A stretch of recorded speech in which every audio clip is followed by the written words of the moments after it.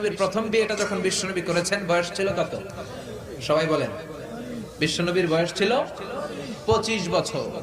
আর বিয়ে করেছেন খাদিজাকে, খাদিজার বয়স ছিল কত? 40। শুধু 40ই না, এর আগে খাদিজার আরো 2টা বিয়ে হয়েছে।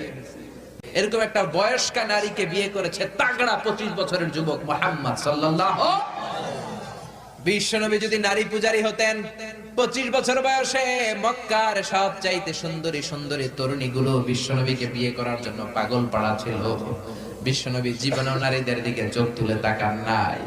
রব্বুল আলামিনের আদেশে তার অন্তরে ইলহাম হয়েছে, খাদিজাকে তিনি প্রথম বিয়ে করলেন।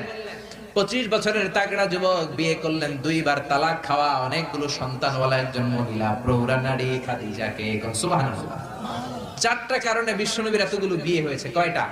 একটা এডুকেশনাল কজ, একটা সোশ্যাল কজ, একটা পলিটিক্যাল কজ, একটা লিগ্যাল কজ। 1 নম্বরে হচ্ছে এডুকেশনাল কজ।